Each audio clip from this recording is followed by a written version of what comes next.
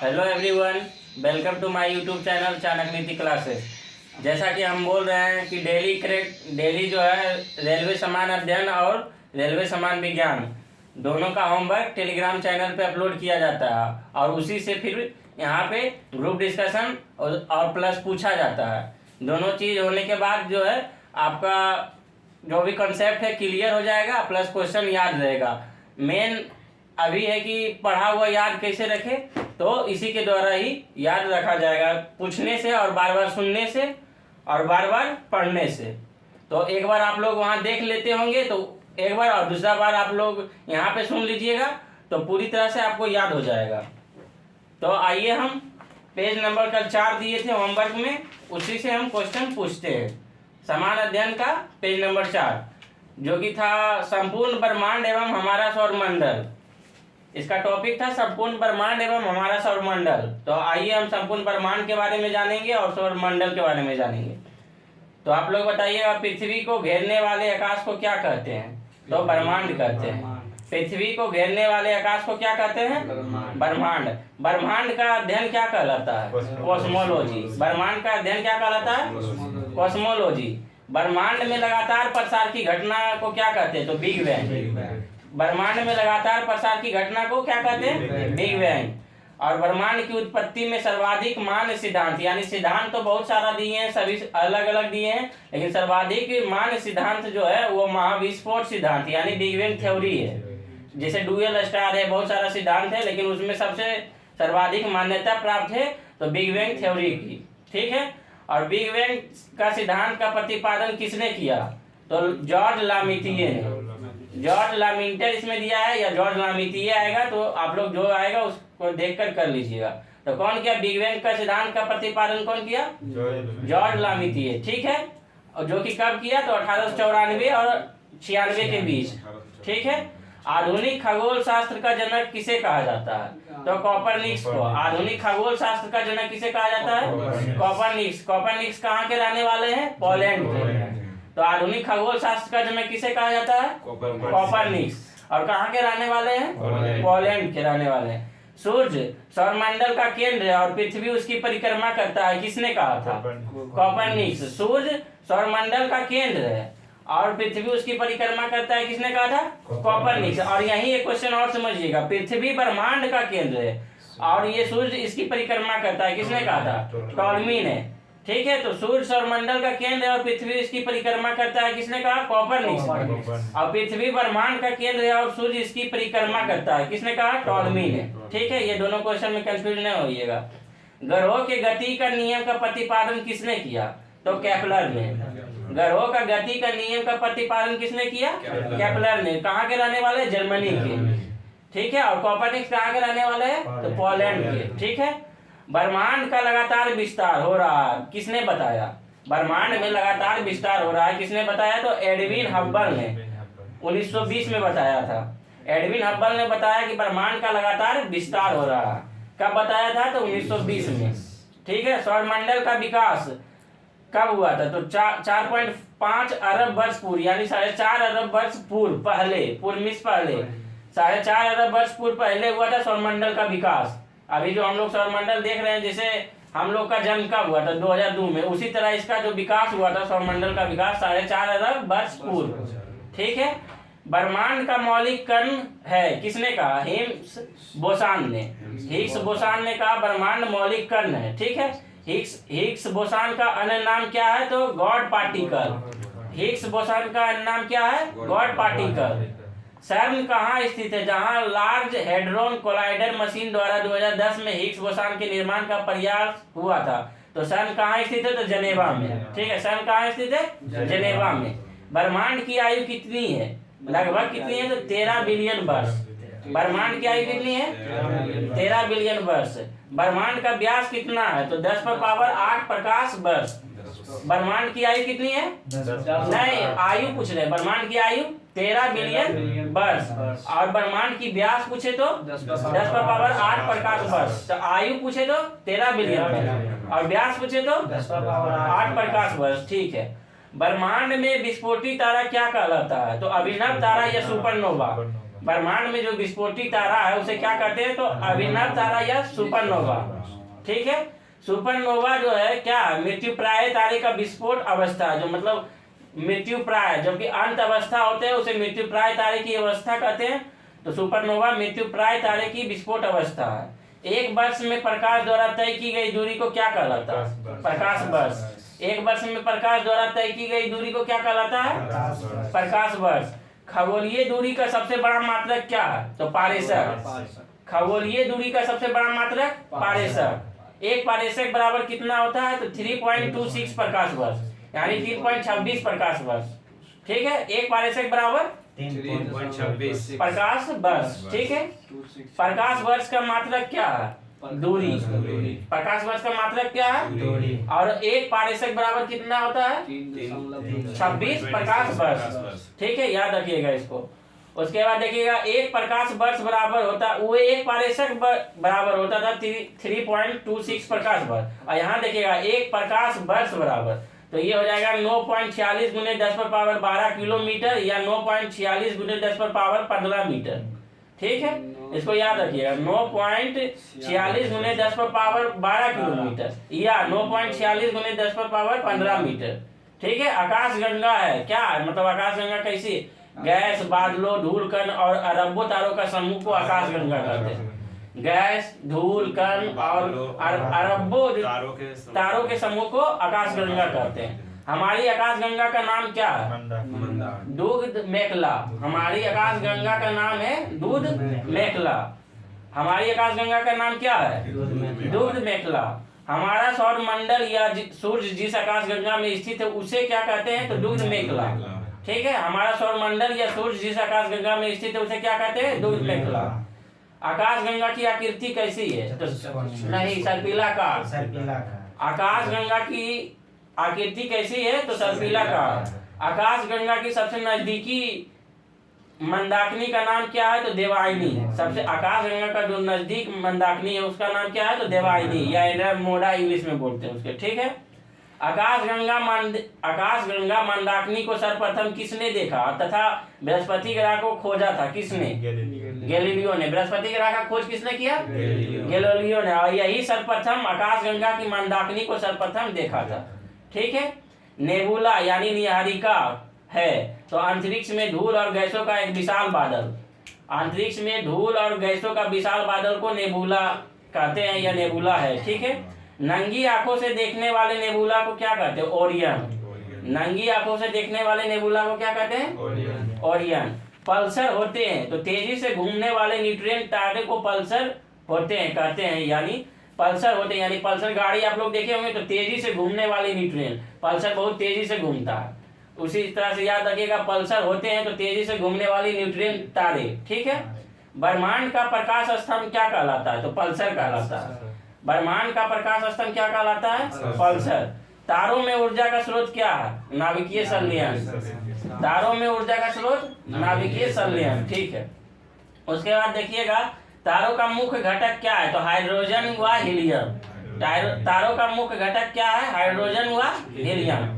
पृथ्वी का निकटतम तारा कौन सा है? तो सूर्य। सूर्य एक तारा है, यानी ग्रह नहीं है, समझे ना आप लोग। तो पृथ्वी का सबसे निकटतम तारा होगा तो सूर्य होगा। ठीक है, सूर्य का निकटतम तारा, और इसके बाद देखिए पृथ्वी का निकटतम तारा सूर्य, और सूर्य का निकटतम तारा प्रोक्सिमा सेंचुरी। ठीक है, सूर्य का निकटतम तारा प्रोक्सिमा सेंचुरी, पृथ्वी का निकटतम तारा सूर्य। सबसे चमकीला तारा कौन है? तो साइरस, यानी इसे डॉग स्टार भी बोलते हैं। तो पूछेगा सबसे चमकीला तारा, तो साइरस या डॉग स्टार। ठीक है, तारे का रंग सूचक होता है उसके ताप का। तारे का रंग सूचक होता है उसके ताप का। ठीक है, तारों का टिमटिमाना क्या कहलाता है? प्रकाश का आवर्तन। तारों का टिमटिमाना क्या कहलाता है? प्रकाश का आवर्तन। ब्लैक होल सिद्धांत किसने दिया? तो ब्लैक होल सिद्धांत एस चंद्रशेखर ने दिया, जो कि भारतीय थे। ब्लैक होल सिद्धांत किसने दिया? तो एस चंद्रशेखर। वो कहाँ के थे? तो भारतीय थे। ठीक है, एस चंद्रशेखर का नोबेल पुरस्कार कब मिला? तो 1983 ईस्वी में इन्हें नोबेल पुरस्कार से सम्मानित किया गया। तो एस चंद्रशेखर को नोबेल पुरस्कार कब मिला? 1983। उसके बाद देखिए, वह सीमा जिसके बाहर तारे आंतरिक मृत्यु से ग्रसित होते हैं वह क्या कहलाता है? तो चंद्रशेखर सीमा। ठीक है, चंद्रशेखर सीमा की आयु कितनी होती है? सॉरी चंद्रशेखर सीमा होती है तो 1.44 सूर्य द्रव्यमान। चंद्रशेखर सीमा होती है 1.44 सूर्य द्रव्यमान। तारों की सुंदर आकृति को क्या कहते हैं? तारामंडल। तारों की सुंदर आकृति को क्या कहते हैं? तारामंडल। और तारामंडल की कुल संख्या कितनी है? तो 89। तारामंडल की कुल संख्या कितनी है? 89। सबसे बड़ा तारामंडल कौन है? तो सेंट्रोस, इसमें 94 तारे हैं। ठीक है, सेंट्रोस सबसे बड़ा तारामंडल है जिसमें 94 तारे हैं। और सबसे छोटा तारामंडल हाइड्रा जिसमें 68 तारे हैं। तो सबसे बड़ा तारामंडल सेंट्रोस और सबसे छोटा हाइड्रा। ठीक है, ध्रुव तारा भाग है लघु सप्तऋषि का। ठीक है, ध्रुव तारा भाग है लघु सप्तऋषि का। दिशा निर्धारण में सहायक होता है ध्रुव तारा। ठीक है, दिशा निर्धारण में सहायक होता है ध्रुव तारा। और ध्रुव तारा सूचित करता है उत्तर दिशा को। धूमकेतु धूल, बर्फ व गैस से निर्मित पिंड को कहते हैं धूमकेतु। ठीक है, धूमकेतु किसे कहते हैं? धूल, बर्फ व गैस से निर्मित पिंड को धूमकेतु कहते हैं। यह 76 वर्षों में दिखाई देने वाला धूमकेतु को पुच्छल तारा भी कहते हैं। उसके बाद हेली अंतिम बार 1986 में दिखाया। हेली तारा अंतिम बार कब दिखा गया? 1986 में दिखा था। हेली धूमकेतु पुनः दिखाई पड़ेगा कब? तो 2062 में। पूछेगा अंतिम जो है हेली अंतिम तारा कब दिखाई दिया गया था? तो 1986 में। ये क्वेश्चन पूछ सकता है हेली धूमकेतु पुनः दिखाई कब देगा? तो 2062 में। देखिए, आकार के अनुसार ग्रहों का घटते क्रम, इसको हम मैप से समझेंगे, हम समझा देंगे। आकार के अनुसार ग्रहों का घटते क्रम कौन कौन है तो उसको हम मैप से समझा देंगे।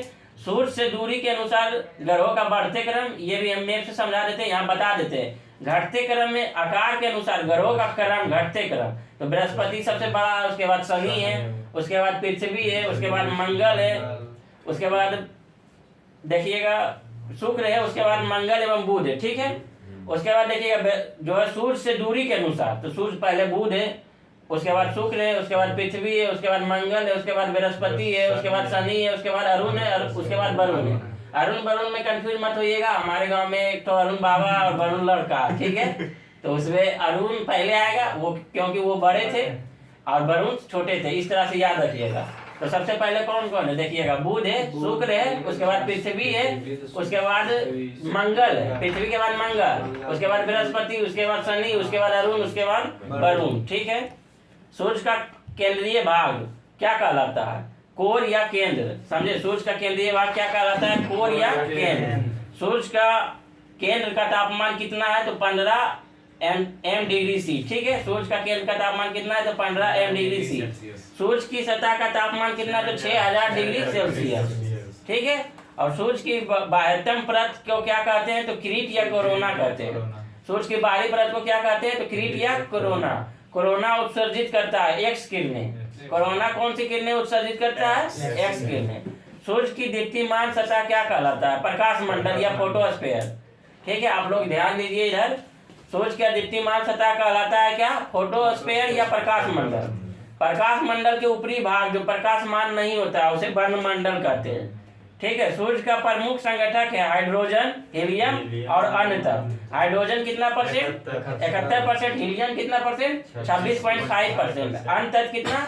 2.5%। सूर्य का ऊर्जा का स्रोत क्या है? तो नाभिकीय संलयन द्वारा सूर्य की ऊर्जा प्राप्त होती है, उसे बंद कीजिए आप लोग। सूर्य का आकार कितना है? तो पृथ्वी से 109 गुना बड़ा है। ठीक है, सूर्य का आकार कितना है? तो पृथ्वी से 109 गुना बड़ा है। उसको बाद देखिएगा सूर्य का ऊर्जा का स्रोत नाभिकीय संलयन। उसके बाद सूर्य एवं पृथ्वी के बीच औसत दूरी कितना है? तो 1.6 मिलियन किलोमीटर। ठीक है, 1.496 मतलब 149.6 मिलियन किलोमीटर। ठीक है, 149.6 मिलियन किलोमीटर है जो सूर्य एवं पृथ्वी के बीच औसत दूरी है। उसके बाद देखिएगा सूर्य ग्रहण होता है जब सूर्य एवं पृथ्वी के बीच चंद्रमा आ जाती है। और चंद्र ग्रहण कब होता है? जब सूर्य के बीच चंद्रमा और पृथ्वी के बीच जब सूर्य आ जाता है। हाँ, ठीक है, तो सूर्य ग्रहण कब होता है? तो सूर्य एवं पृथ्वी के बीच चंद्रमा आ जाती है। और चंद्र ग्रहण कब होता है? जब सूर्य और चंद्रमा के बीच पृथ्वी आती है। ठीक है, और चंद्रमा को जीवाश्म ग्रह भी कहते हैं। चंद्रमा को कौन सा ग्रह भी कहते हैं? जीवाश्म ग्रह। पृथ्वी की एक परिक्रमा करता है जो कि 27 दिन 8 घंटे में लगभग पूरा होता है। चंद्रमा जो है पृथ्वी की एक परिक्रमा करता है 27 दिन 8 घंटे में लगभग वो पूरा करते हैं। ठीक है। अंतरिक्ष यात्री को आकाश कैसा दिखता है? काला। ये क्वेश्चन आगे भी पूछा गया था। आकाश नीला दिखता है, क्यों? प्रकीर्णन के कारण। प्रकाश की प्रकीर्णन के कारण आकाश नीला दिखता है। अब सौरमंडल को एक दृष्टि में देख लेते हैं। सौरमंडल का मुखिया किसे कहते हैं? सूर्य को, क्योंकि वो सबसे बड़ा हुआ एक तारा, उसी से सबको प्रकाश मिलता है। मुखिया जो होता है सबसे बड़े पद पे होते हैं और सभी को देखते हैं। उसी तरह सौरमंडल का मुखिया किसे कहते हैं? तो सूर्य को। सौरमंडल में ग्रहों की कुल संख्या कितनी है? तो 8 है। और सबसे बड़ा एवं भारी ग्रह कौन है? बृहस्पति है। और सबसे छोटा ग्रह कौन है? बुध है। बुध सबसे छोटा ग्रह और सबसे बड़ा ग्रह? सबसे बड़ा एवं भारी ग्रह बृहस्पति, लेकिन दूसरा सबसे बड़ा ग्रह पूछ दे तो शनि। ठीक है, सबसे बड़ा ग्रह तो बृहस्पति, दूसरा सबसे बड़ा ग्रह और सबसे छोटा ग्रह बुध है। सूर्य के सबसे निकट स्थित ग्रह कौन है? बुध है। सूर्य के सबसे, देखिए मैप में हम समझा देंगे लास्ट में, अभी यहाँ है, पूछ देते हैं सिर्फ। और उसके बाद पृथ्वी के सबसे निकट स्थित ग्रह तो शुक्र है। पृथ्वी के सबसे निकट स्थित ग्रह तो शुक्र एवं मंगल दोनों होगा, लेकिन इसमें दिया हुआ है शुक्र। ठीक है। सूर्य हुआ पृथ्वी से दूर स्थित ग्रह कौन है? तो वरुण। सूर्य एवं पृथ्वी से दूर सबसे अंत में तो वरुण है। उसके बाद देखिएगा सर्वाधिक चमकीला एवं गर्म ग्रह कौन है? तो शुक्र है। सर्वाधिक चमकीला ग्रह, इसे सांझ की तारा या भोर की तारा या पृथ्वी की मौसेरी बहन जो भी है इसे बोल सकते हैं, जुड़वा बहन इसको बोलते हैं। सर्वाधिक ठंडा ग्रह कौन है? तो वरुण। सबसे सर्वाधिक ठंडा ग्रह कौन है? तो वरुण। वरुण की खोज किसने की? तो जॉन गेले द्वारा 1846 में। वरुण की खोज गेले द्वारा, इसको याद रखिएगा, जॉन गेले द्वारा 1846 में। सर्वाधिक उपग्रहों वाला ग्रह तो शनि। सर्वाधिक उपग्रह वाला ग्रह शनि। बिना उपग्रहों वाला ग्रह कौन है? तो बुध एवं शुक्र। यहाँ इसका एक भी उपग्रह नहीं है। अब पृथ्वी का एकमात्र उपग्रह चंद्रमा।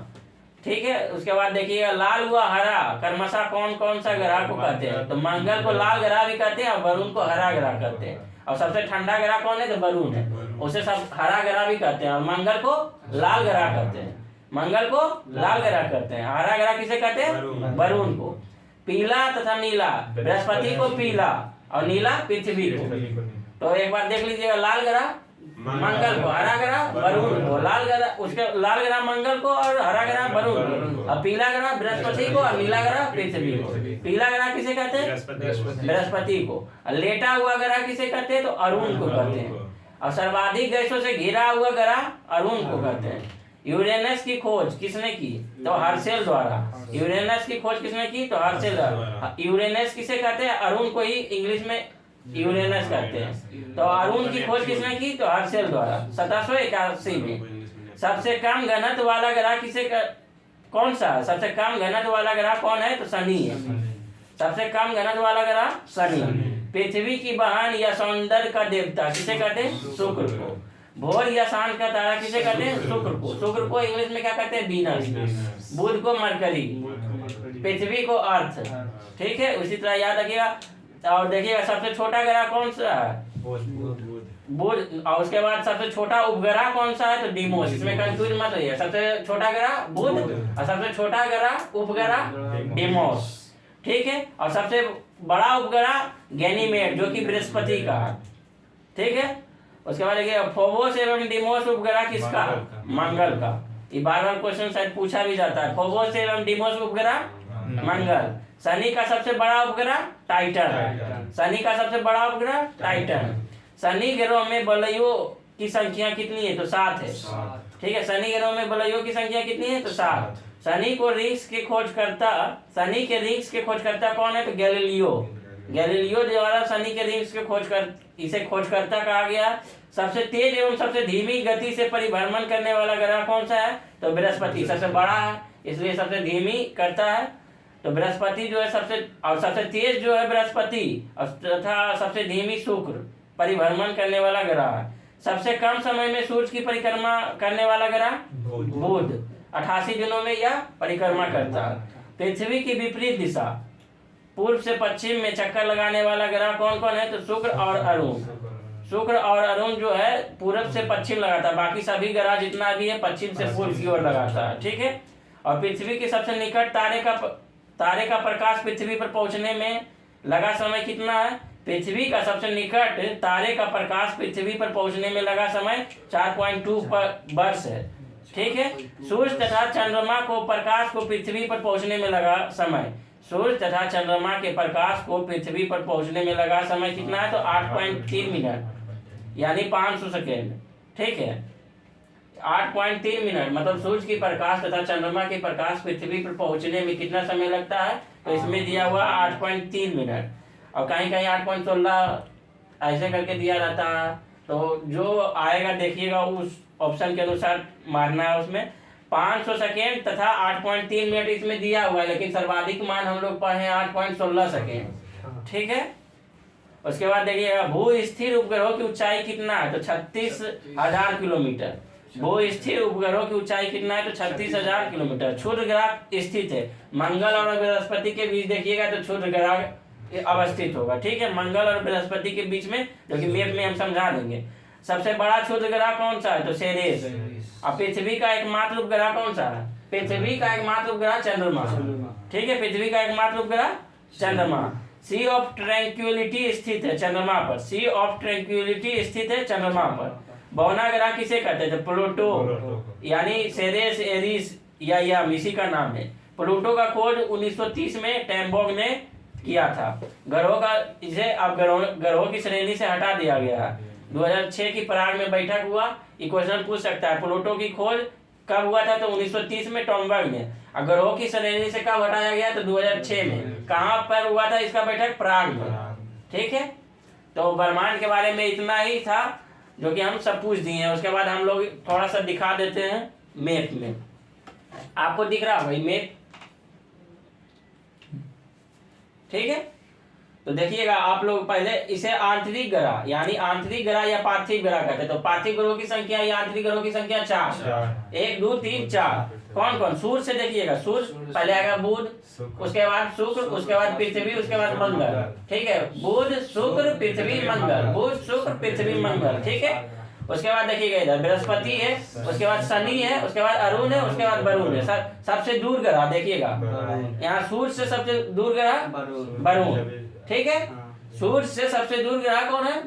वरुण है। ठीक है, और उसके बाद देखिएगा सूर्य से सबसे नजदीक ग्रह। ठीक है, तो यहाँ तक आप लोग समझ गए। उसके बाद सूर्य की आरोही क्रम में भी आप लोग सजा दिए हैं। देखिएगा बुध शुक्र पृथ्वी मंगल, उसके बाद बृहस्पति। तो लाल ग्रह किसे कहते हैं? मंगल। नीला ग्रह पृथ्वी। अब पीला ग्रह बृहस्पति, पीला ग्रह बृहस्पति को। ठीक है, हरा वरुण को। ठीक है, हरा ग्रह वरुण को।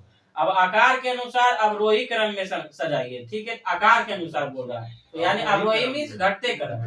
तो सबसे बड़ा ग्रह आकार के पूछ रहा है, तो आकार में सबसे बड़ा बृहस्पति, तो बृहस्पति हो गया। दूसरा शनि, बृहस्पति से छोटा शनि। उसके बाद तीसरा अरुण, चौथा वरुण।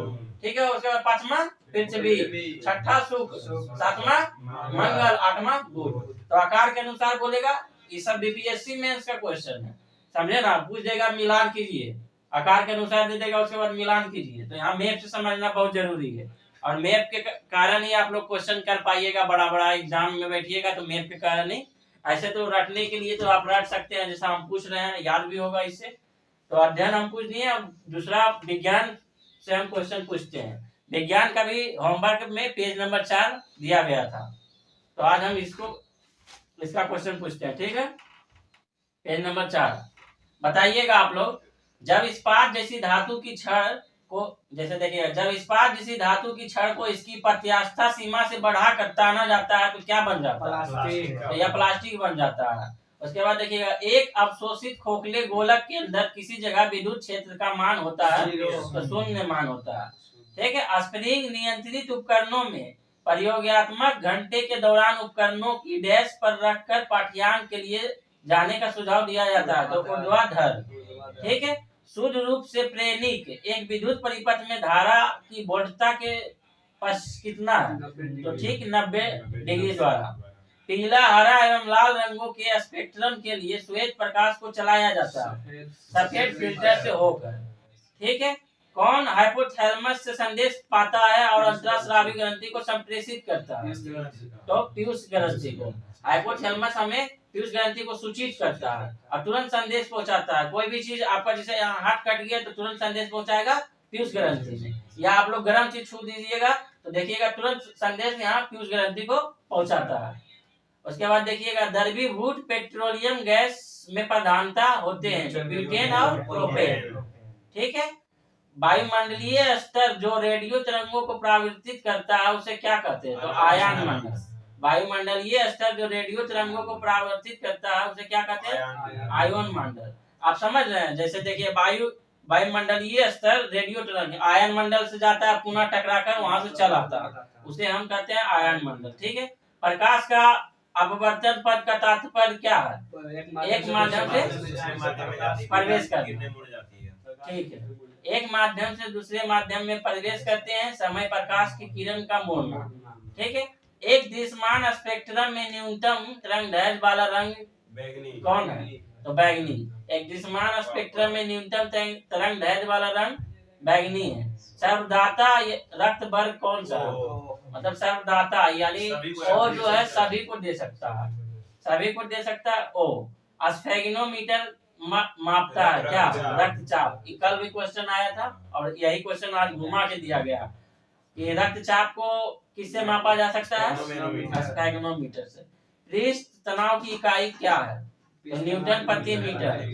ठीक है। पृष्ठ तनाव की इकाई क्या है? न्यूटन प्रति मीटर। डायनामाइट का आविष्कार करने वाला स्वीडिश रसायन अभियंता एवं उद्योगपति का नाम बताइए।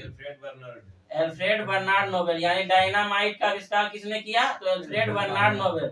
ये स्वीडिश के थे और रासायनिक थे, मतलब केमिस्ट्री के बारे मतलब जो है विशेषज्ञ थे।